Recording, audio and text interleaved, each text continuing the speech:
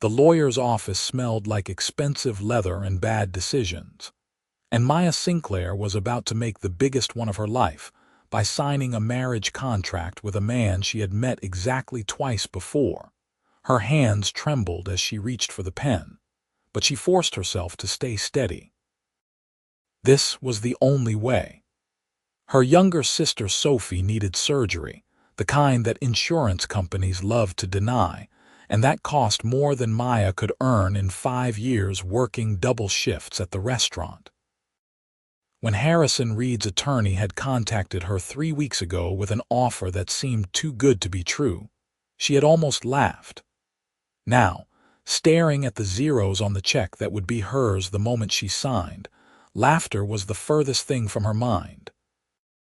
Harrison sat across from her, his suit probably worth more than her entire wardrobe. He was 32, she had learned, just 5 years older than her, though the way he carried himself made him seem like he had lived several lifetimes. Dark hair, sharp jawline, eyes that were an unusual shade of gray that reminded her of storms. He was attractive in that untouchable way that billionaires often were, like he existed on a different plane from regular people. Any questions before we proceed? His voice was deep, measured, completely businesslike. Maya shook her head. They had been through this already. 1 year of marriage, separate bedrooms, public appearances as needed. At the end of 12 months, she would receive $5 million and a quiet divorce. He would get whatever it was he needed from this arrangement. Something about family expectations and board members who thought a married CEO was more stable than a single one. She signed her name. He signed his. The lawyer witnessed it with the enthusiasm of someone who had seen 1,000 marriages of convenience and expected to see 1,000 more. "Congratulations," the lawyer said dryly. "You are now husband and wife." Harrison stood and extended his hand. Maya took it, surprised by the warmth of his palm against hers. "Welcome to the family, Mrs. Reed." The title felt foreign, like wearing someone else's coat. "Thank you, Mr. Reed." "Harrison," he corrected. "We should at least use first names if we are going to convince anyone this is real." She nodded, withdrawing her hand. The check was already being processed. By tomorrow, Sophie would be scheduled for surgery. That was all that mattered. Harrison's penthouse occupied the entire top floor of a building in downtown Seattle, with views of the Sound that probably cost more per month than most people's mortgages. Maya stood in the entrance with her 2 suitcases, feeling completely out of place among the modern furniture and abstract art. "Mrs. Chen comes 3 times a week to clean and cook if we need her," Harrison said, giving her a brief tour. "Your bedroom is down this hall. Mine is on the opposite side. There are 3 guest rooms and an office if you need workspace. The kitchen is fully stocked. Security is 24/7 in the building, but you will need this key card for private elevator access." Everything was so transactional, so cold. Maya followed him through rooms that looked like magazine spreads, beautiful but unlived in. "This is yours," he said, opening a door to reveal a bedroom larger than her entire previous apartment. Floor-to-ceiling windows, a king bed with white linens that looked impossibly soft, an en-suite bathroom with a tub that could fit 3 people. "It is beautiful," she managed. "I will leave you to get settled. I have calls to make." He paused at the doorway. "We have dinner with my parents on Friday. My assistant will coordinate with you about timing and what to wear." "What to wear?" "Black tie. She will arrange for a stylist if you need one." His tone was not unkind, just matter of fact, but Maya felt her cheeks burn anyway. "I can dress myself," she said, more sharply than she intended. Harrison looked at her for a long moment, something shifting in those gray eyes. "I did not mean to offend you. I just wanted to make things easier." "It is fine," she said, Though it was not fine, none of this was fine, but she had made her choice and now she had to live with it. He left, and Maya sat on the edge of the enormous bed, staring out at the city below. What had she done? The first week passed in a strange bubble of isolation. Harrison left for work before Maya woke up and came home late, usually after she had already retreated to her room. They communicated through his assistant, a briskly efficient woman named Patricia, who seemed to anticipate every need before it arose. The stylist appeared on Thursday with 6 gowns for Maya to choose from, each more expensive than the last. She picked a simple navy dress that did not make her feel like she was playing dress-up. Friday evening, Harrison knocked on her door at exactly 6 o'clock. He wore a tuxedo like he had been born in one, completely comfortable in the formal wear that made Maya feel stiff and awkward. "You look nice," he said, and she could not tell if he meant it or was just being polite. "Thank you. So do you." The drive to his parents' house took 40 minutes, heading north into an area where estates hid behind gates and hedges. Harrison was quiet, his jaw tight, and Maya realized with surprise that he was nervous. "Are they going to hate me?" she asked. He glanced at her. "Why would they hate you?" "Because I am not whatever they expected for you. They expect me to make my own decisions. That is all that matters." But his knuckles were white on the steering wheel. The Reed family estate was exactly as imposing as Maya had feared, all stone and symmetry and old money. Harrison's mother answered the door herself, which somehow made it worse. She was elegant in the way that wealthy women often are, with silver hair and the kind of smile that did not quite reach her eyes. "Harrison, darling." She kissed his cheek, then turned that smile on Maya. "And you must be Maya. How lovely to finally meet you, Mrs. Reed. Thank you for having me." Maya's voice sounded small in the grand entryway. "Please call me Catherine." She linked her arm through Maya's like they were old friends. Come in, come in. Dinner is almost ready." Harrison's father was in the study, a broad-shouldered man with gray hair and Harrison's same sharp eyes. He shook Maya's hand with a firm grip and looked at her like he was assessing a business deal. "So you are the woman who finally got my son to settle down," he said. "Dad," Harrison said, a warning in his voice. "What? It is a compliment. Lord knows enough women have tried." He poured himself a scotch and offered one to Harrison, who accepted. "Maya, can I get you something? Wine would be nice, thank you." Dinner was an exercise in careful conversation, dancing around topics that might reveal the truth of what this marriage really was. Catherine asked about how they met, and Maya recited the story they had practiced. A chance encounter at a charity gala, followed by several dates, a whirlwind romance. She hated lying, but the check had already cleared and Sophie was scheduled for surgery next week. "It is all very sudden," Catherine said, cutting her salmon with precise movements. "When you know," Harrison said smoothly, reaching over to take Maya's hand. His palm was warm, his grip firm, and for a moment she almost believed he meant it. "And what do you do, Maya?" his father asked. "I work in hospitality." It was technically true. She was a waitress, but hospitality sounded better. "She is being modest," Harrison interjected. "Maya has been managing operations at one of the busiest restaurants downtown. The place would fall apart without her." It was such a generous interpretation of her job that Maya almost laughed, but she squeezed his hand in thanks instead. The evening stretched on, each course bringing new questions, new opportunities to slip up.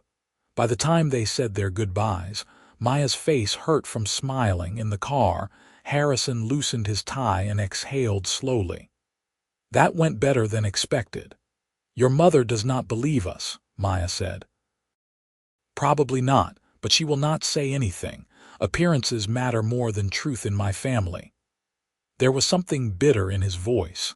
"Is that why you needed a wife? Appearances?" He was quiet for a long moment. The board has concerns about my lifestyle. Too many women, too many parties, not enough stability. My father threatened to push me out if I did not, as he put it, grow up. A wife was the fastest way to prove I could be serious. So this is about your job. This is about a company my family has built over 3 generations. A company that employs 6,000 people. Yes, it is about my job, but it is about more than that too. His hands tightened on the wheel. I know this must seem shallow to you. It does not, Maya said quietly. I married you for money to save my sister's life. I am not exactly in a position to judge. He glanced at her, surprised. How is Sophie doing? She had not expected him to remember her sister's name. Surgery is scheduled for Tuesday. They say her chances are good. I can have my driver take you to the hospital. You do not have to do that. Maya, you are my wife. Even if this is just business, I am not going to make you take the bus to your sister's surgery. Something in her chest loosened slightly. Thank you. They drove in silence the rest of the way, but it was a different kind of silence than before. Less empty. Sophie's surgery went well. Maya sat in the waiting room for 6 hours, and when the surgeon came out to say everything had been successful, she cried in a bathroom stall where no one could see. Harrison had been in meetings all day, but he texted her 3 times to check in. Small gestures, but they mattered. When she got back to the penthouse that evening, exhausted and emotionally drained, she found Harrison in the kitchen. He had loosened his tie and rolled up his sleeves, and he was doing something at the stove that smelled surprisingly good. You cook? She said, surprised. He turned, looking almost embarrassed. Sometimes. I thought you might not feel like going out or ordering in. It is just pasta, nothing fancy. Maya felt tears prick her eyes again, which was ridiculous. It was just pasta. But no one had cooked for her in longer than she could remember. That is really kind, thank you. How is Sophie? Good, really good. The surgeon said everything went perfectly. She sat at the kitchen island, suddenly aware of how exhausted she was. I cannot believe this is real. A month ago, I was trying to figure out if I could take out loans I would never be able to repay, and now she is going to be okay. Harrison plated the pasta and set a bowl in front of her. I am glad I could help. They ate together, and Maya learned that he had studied architecture before business, that he hated olives but loved anchovies, that he played piano but never for other people. Small details that made him seem less like a billionaire and more like a person. Why did you pick me? She asked suddenly. For this arrangement, there must have been other options. He considered the question, twirling pasta on his fork. Patricia vetted several candidates. You were the only one who did not ask for more money or try to negotiate different terms. You just wanted to help your sister. That seemed like something I could understand. Do you have siblings? A younger brother, Daniel. He lives in New York, runs a hedge fund. We are not close. Something in his expression closed off, and Maya did not push. After dinner, Harrison went to his office and Maya went to her room, but something had shifted between them. Some wall had lowered just slightly. The weeks that followed developed their own rhythm. Harrison still worked long hours, but he started coming home for dinner more often. Sometimes Maya cooked, experimenting with the high-end ingredients that filled the kitchen. Sometimes he did, surprising her with his competency. They talked about small things, safe things. He told her about office politics and difficult clients. She told him about visiting Sophie, who was recovering ahead of schedule. They attended 2 more events together, a gallery opening and a fundraiser for children's literacy.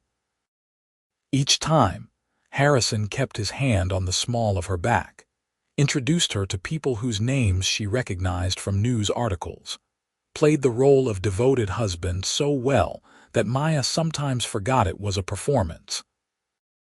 At the literacy fundraiser, a woman in a red dress approached them, her smile sharp. Harrison, darling, I did not expect to see you here with someone. Vanessa. His voice was polite but cool. This is my wife, Maya. Vanessa's eyes widened with poorly concealed surprise. Your wife. How delightful. I had not heard you got married. We prefer to keep our private life private, Harrison said smoothly. Of course. Vanessa looked Maya up and down with the kind of assessment that made her feel like she was being priced. Well, congratulations. I am sure you will be very happy together. After she left, Maya whispered, ex-girlfriend, something like that. She works in real estate development. We had dinner a few times last year, nothing serious. She looked like she thought it was serious. Harrison's hand tightened slightly on her waist. The only person I need to be serious about is standing right next to me. It was for show, Maya knew that, but her heart stuttered anyway. 3 months into their arrangement, Maya woke up at 2 in the morning to the sound of piano music drifting through the penthouse. She followed it to a room she had never entered before, a small sitting area with a grand piano positioned near the windows. Harrison sat at the keys, playing something melancholy and beautiful, completely lost in the music. She stood in the doorway, not wanting to interrupt, but he must have sensed her presence because he stopped abruptly. I am sorry. I did not mean to wake you. You did not. I mean the music did, but I am glad. She came closer. What were you playing? Chopin, Nocturne in E-flat major. He ran his fingers over the keys without pressing down. I cannot sleep sometimes. Playing helps. It is beautiful. Will you keep going? He looked at her for a long moment, then nodded. She sat on the nearby couch, curling her legs under her, and he played. Piece after piece, some she recognized, most she did not. She watched his hands move across the keys, watched the tension ease from his shoulders, watched him become someone different than the buttoned-up CEO she had married. When he finally stopped, the sky was starting to lighten outside the windows. Thank you, she said softly, for letting me listen. Thank you for staying. Something passed between them, unspoken but present. Maya felt it like electricity in the air before a storm. The first real fight happened on a Tuesday evening in late autumn. Maya had spent the day with Sophie, who was now fully recovered and back in college. She came home happy, ready to share the good news, but found Harrison in a foul mood, barking into his phone about quarterly projections and incompetent managers. She waited until he hung up. Bad day, you could say that. The Seattle project is falling apart because the contractor we hired apparently has no idea what he is doing. The board is breathing down my neck about expansion costs, and my father called to remind me that the company did fine for 30 years before I took over, as if that is somehow helpful. That sounds frustrating. Frustrating does not begin to cover it. He poured himself a drink, something amber and expensive looking. Sorry, I know this is not your problem. We are married. Even if it is temporary, we can still talk about problems. Are we, though, really married?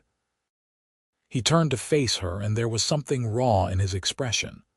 Or are we just two people living in the same space, playing pretend for the outside world? The question stung. I thought we were friends. Friends, he laughed, but there was no humor in it. Right. Friends with a contract and an expiration date. What do you want from me, Harrison? I am doing everything we agreed on. I show up, I play the part. I do not ask for more than we discussed. Maybe that is the problem. He set his glass down hard enough that liquid sloshed over the side. Maybe I am tired of everything being so carefully arranged, so transactional. You are the one who made it transactional. This was your arrangement, your rules. I know that. He ran his hands through his hair, frustration evident in every line of his body. I know. I am sorry. I am just taking my bad day out on you, and that is not fair.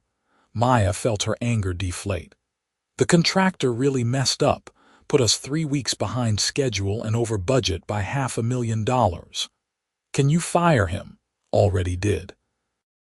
Now I need to find someone else who can start immediately and fix his mistakes. He sighed. I should not have snapped at you. You were happy when you came in. How is Sophie? She got in on her midterm. She is thriving.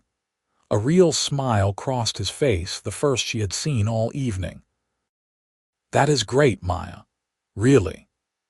The tension between them eased, but that night Maya lay awake, replaying his words. Maybe I am tired of everything being so carefully arranged. What did that mean? Winter came to Seattle with rain that never seemed to stop. Maya had been married to Harrison for 6 months, halfway through their agreement, and somewhere along the way everything had gotten complicated. She found herself looking forward to the evenings he came home early. She learned to read his moods, to know when he needed space and when he needed company. He did the same for her, bringing her coffee in the morning exactly how she liked it, remembering that she hated mushrooms and loved anything with lemon. They fell into comfortable domesticity without meaning to. Watching movies on the couch, his arms stretched behind her. Cooking together, trading tasks and tastes, fighting over the thermostat because he ran hot and she was always cold. Small intimacies that felt dangerous because they were not part of the contract. The company Christmas party was held at a historic hotel, all chandeliers and champagne and people in tuxedos. Maya wore a silver dress that the stylist had insisted on, and when she came out of her room, Harrison stopped mid-sentence in his phone call. I will call you back, he said, not taking his eyes off her. Maya, you look stunning. She felt herself blush. The stylist's doing. No, you, he offered his arm, ready to face the wolves.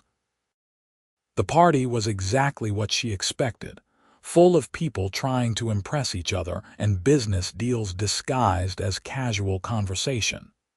Harrison kept her close, introducing her to what felt like hundreds of people.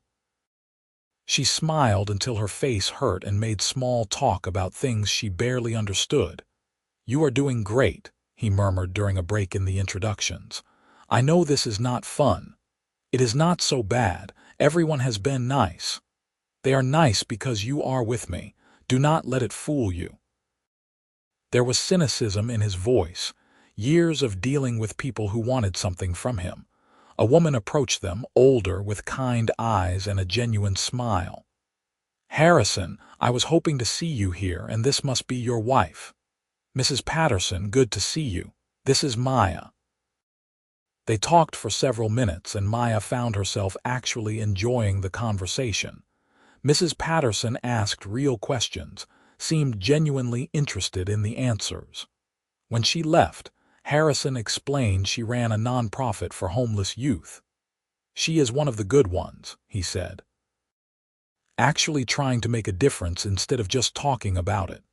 You donate to her organization, the company does, and I volunteer sometimes when I can, not as often as I should. He looked almost embarrassed. I know I am not exactly a philanthropist. You saved my sister's life. I think that counts. He met her eyes, and there was something in his gaze that made her breath catch. That was different. Why? Because it was for you. Before she could respond, someone else approached and the moment passed, but Maya felt it linger between them the rest of the night. They left the party around midnight, Maya's feet aching from heels she was not used to wearing. In the car, she slipped them off with a groan of relief. I do not know how women do that regularly, she said. Harrison laughed. You made it look easy. I was dying. I spent the last 2 hours fantasizing about sweatpants. We can stop somewhere and get you comfortable shoes. Everything is closed. Not everything. He changed directions, heading away from the penthouse. 20 minutes later, they pulled up to an all-night drugstore. Harrison got out and opened her door, offering his hand. Come on. Harrison, you are wearing a tuxedo. We cannot just go into a drugstore at midnight in formal wear. Watch me. They must have looked ridiculous, him in a tuxedo and her in a silver gown, walking through the bright fluorescent aisles. But Harrison did not seem to care, and something about his confidence was infectious. They found the shoe section, and Maya picked out the ugliest, most comfortable pair of slippers she could find, bright pink with bunny ears. "Perfect," Harrison declared, and bought them along with a bag of gummy bears and a celebrity gossip magazine, because Maya mentioned she had not read one in years. They ate gummy bears in the parking lot, sitting on the hood of his car, and Maya read him the ridiculous headlines. "This is nice," she said after a while, "just being normal. This is not exactly normal. More normal than a Christmas party where people are making deals over tiny appetizers." She popped another gummy bear in her mouth. "Thank you for this." "For what?" "Cheap candy and tabloid journalism." "For making me laugh, for not being what I expected." He turned to look at her, and the streetlight caught his features, making his eyes seem lighter. "What did you expect? Someone cold, someone who saw me as a means to an end. And now I think you are someone who hides how much you care because it is easier than being disappointed." He was quiet for a long moment. "You see too much. Maybe you do not hide as well as you think." He reached over and tucked a strand of hair behind her ear, his fingers lingering against her cheek. Maya, her heart was racing. "Yeah, this is getting complicated, I know." "The contract says, I know what the contract says." He pulled back, shoving his hands in his pockets. "We should get home. It is late." The drive back was silent, but it was charged with everything they were not saying. January arrived cold and clear. They had 6 months left on their agreement, and Maya was starting to dread the end date more than she wanted to admit. She had moved into the guest room closest to Harrison's, though neither of them acknowledged why. Some nights when he played piano, she would fall asleep on the couch listening, and she would wake up in her bed with a blanket tucked around her, never quite sure how she got there. Sophie visited one weekend, the first time Maya's worlds had collided. She was nervous about her sister meeting Harrison, worried that Sophie would see through the pretense or say something that would reveal how Maya really felt. But Harrison was charming and attentive, asking Sophie about school and her recovery, and Maya watched her sister relax around him. They ordered pizza and watched movies, and it felt like something real, something Maya wanted to protect. After Sophie left, Harrison found Maya on the balcony staring out at the city lights. "She is great," he said. "You raised her well." "Our parents died when she was 14, car accident. I was 22, barely an adult myself. I did not do that great a job. You kept her safe. You got her through high school and into college. You worked yourself to exhaustion to make sure she had what she needed. I would say that is pretty great." Maya felt tears prick her eyes. "I was so scared I would lose her too. When the doctors said she needed surgery and I did not have the money, I thought I had failed her, that I was going to have to watch her die because I could not afford to save her." Harrison moved closer, his hand coming to rest on her shoulder. "But you did not. You found a way. You are stronger than you give yourself credit for." She turned to face him, and he was so close she could see the flecks of darker gray in his eyes. "I made a deal with a billionaire and sold myself into a fake marriage. That is not strength. That's desperation. You did what you had to do for someone you love. That is the definition of strength." His thumb brushed against her collarbone, a touch so light she almost thought she imagined it. "And it was not selling yourself. You have given me more in these months than I expected. Made this place feel like a home instead of just a penthouse. Made me feel less alone." "Harrison." She did not know what she was asking for, but he seemed to understand anyway. He leaned down slowly, giving her time to pull away, but she did not. His lips met hers softly, tentatively, a question more than a statement. Maya answered by reaching up to wrap her arms around his neck, pulling him closer. The kiss deepened, and it felt like falling and flying at the same time. When they finally broke apart, both breathing hard, Harrison rested his forehead against hers. "We should talk about this." "Probably. The contract, can we just not think about the contract for one night?" He pulled back enough to look at her, searching her face. "What do you want, Maya?" "I want you, not the arrangement, not the money or the fake marriage, just you. You have had me for months. I just did not know how to tell you without ruining everything." He cupped her face in his hands. "I am not good at this, at letting people in, at being vulnerable." "Then we will figure it out together." He kissed her again, and this time there was no hesitation, just heat and want and months of suppressed feelings finally breaking free. They made their way inside, stumbling slightly, not wanting to break contact. In his bedroom, they fell onto the bed, and everything that had been building between them finally ignited. Afterward, Maya lay with her head on his chest, listening to his heartbeat slow.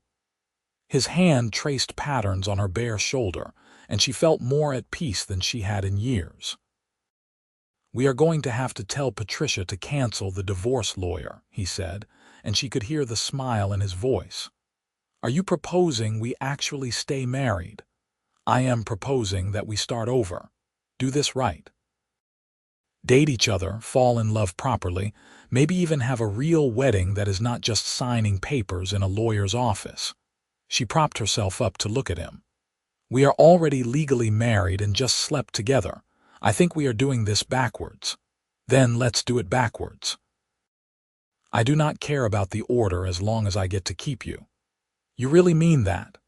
"Maya, I have been falling for you since you chose the ugliest dress the stylist brought and wore it anyway, because you thought it was practical. Since you stayed up listening to me play piano. Since you called me out for hiding behind money and success, instead of actually letting anyone know me. You are real in a way nothing else in my life has been, and I am not letting you go when the year is up." She kissed him, slow and deep. "Good, because I was not planning on going anywhere." They spent the night tangled together, talking and laughing and exploring this new territory they had entered. Maya told him about her parents, about the grief that never quite went away.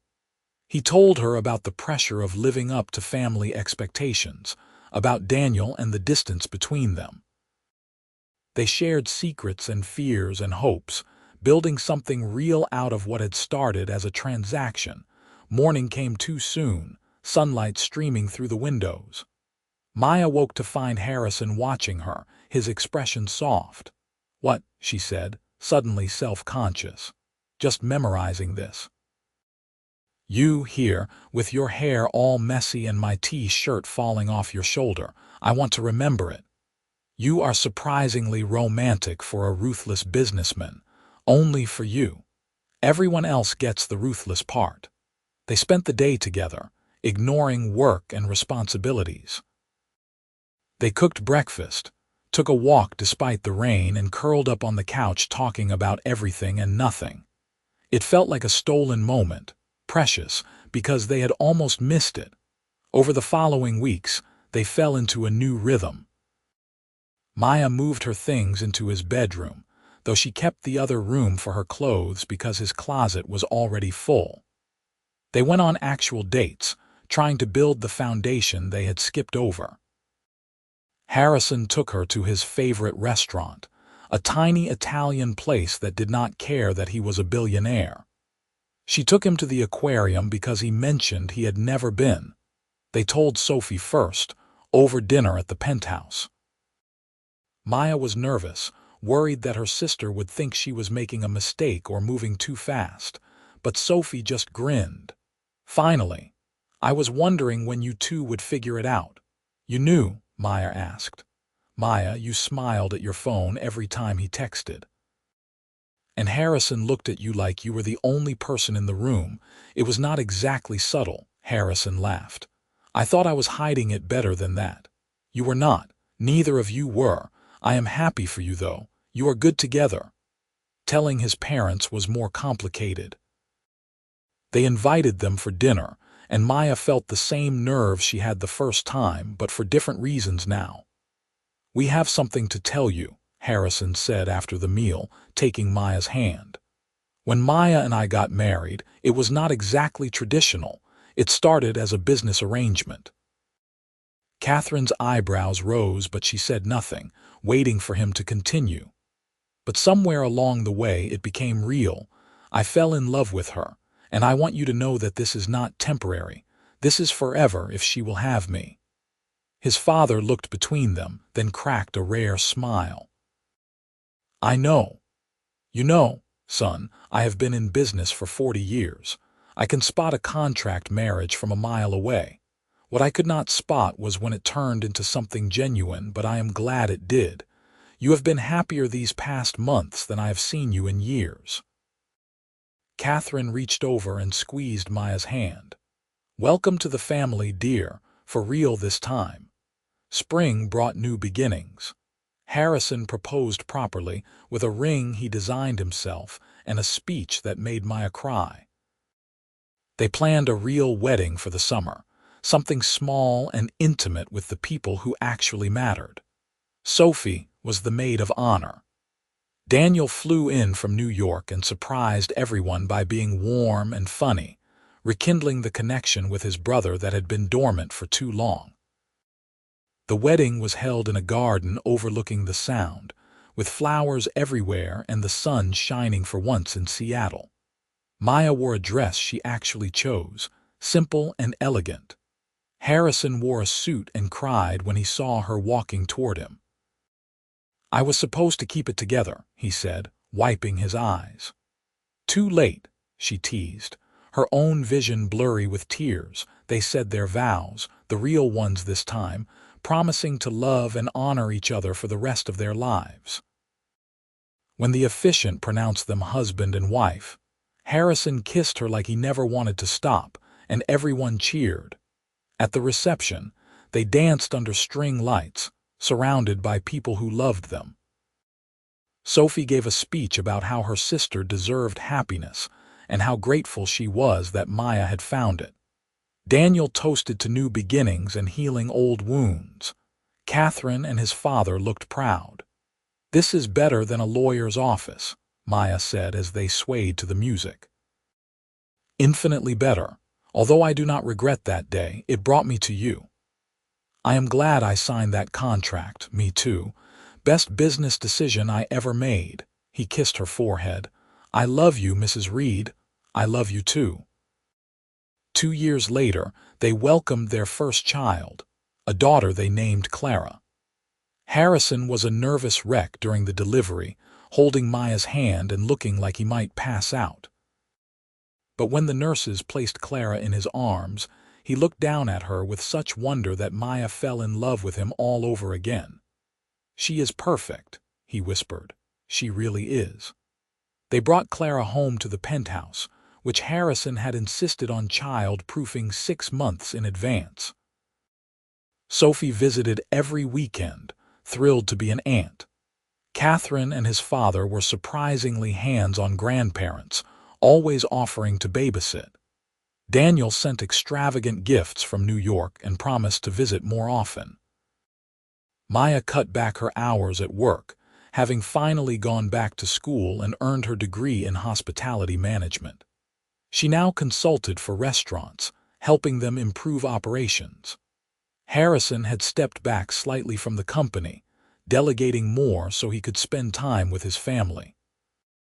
The board had concerns at first, but profits were up, and employee satisfaction had never been higher. On Clara's first birthday, they threw a party in the same garden where they had gotten married. Maya watched Harrison play with their daughter, chasing her around while she shrieked with laughter and felt overwhelmed with gratitude for the life they had built. Sophie came to stand beside her. "You did good, sis. I got lucky." "No. You were brave enough to take a chance and smart enough to recognize love when you found it." Sophie hugged her. "I am proud of you." That night, after the guests had left and Clara was asleep, Maya and Harrison sat on their balcony watching the city lights. "Do you ever think about how different things could have been?" she asked. "If I had not taken that deal all the time." And then I remember that somehow, against all odds, I got to fall in love with my own wife. How many people can say that? Not many. He pulled her closer. "Thank you." "For what?" "For being desperate enough to marry a stranger for money. For giving me a chance when I did not deserve it. For turning a fake marriage into the most real thing in my life. Thank you for offering me the deal in the first place. For saving Sophie. For being everything I did not know I needed." They sat in comfortable silence, wrapped around each other, watching their city sparkle below. Maya thought about that day in the lawyer's office, signing a contract with trembling hands. She had been so scared, so uncertain. She could never have imagined it would lead her here, to a life filled with love and laughter and belonging. The contract had been for 1 year, but the love they built would last forever. And that was worth more than any amount of money could buy.